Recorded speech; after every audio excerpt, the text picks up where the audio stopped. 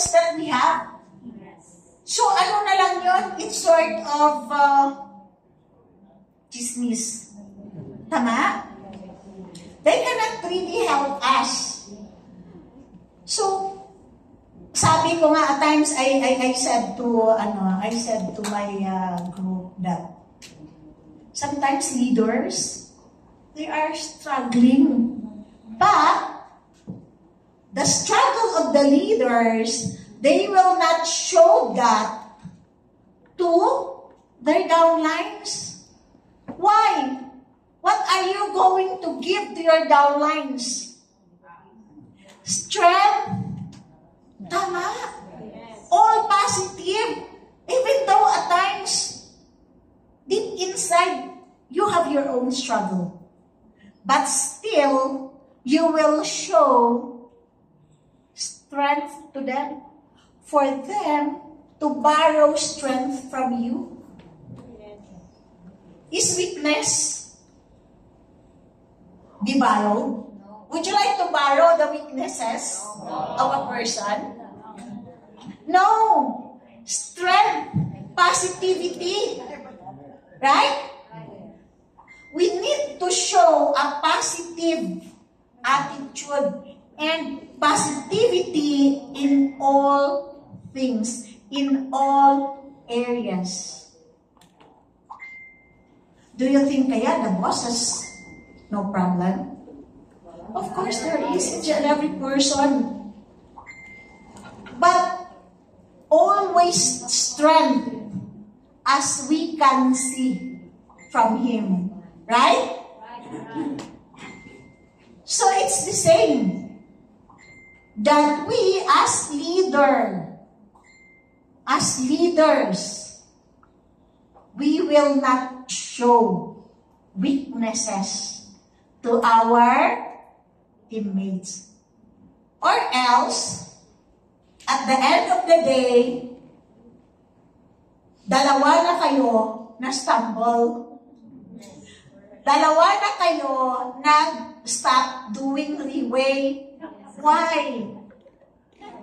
Influence. You borrow the weakness of one another. So you influence other person by the weakness that you have. So always strength, always positivity.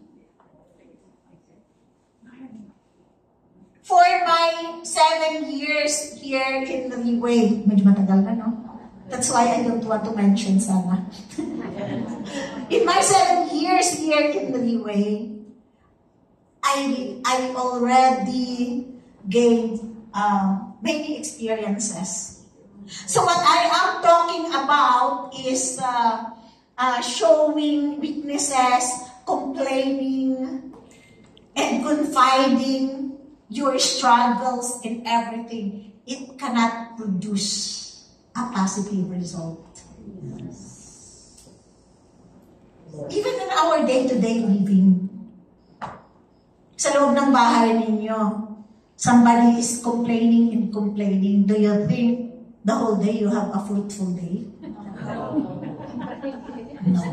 So, the same thing. In doing business, it cannot help. Tama? Yes. So, next. Next is, do not be too flattery. Aba, huwag mo masyadong bulong-bulahin. Right? Bubula-bulahin, in pangakuan, in everything, no? Your leader, kasi it will not help to the growth of your teammates. No? Ay, ang galing-galing mo. Ang galing-galing mo. You can do this. Ang dami mong connections. Have you heard downlines or teammates that is saying na kayang-kaya? Ang dami kong connections. True.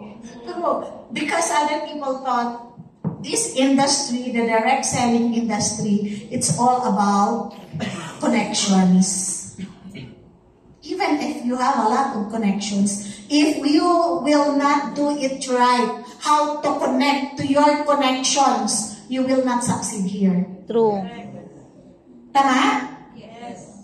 That's why sometimes, one leader come to me, naku ma'am, ang daming connection yan. Ano yan siya? He is that person, he is that person. Sabi ko, no, okay lang. Ordinary person na lang.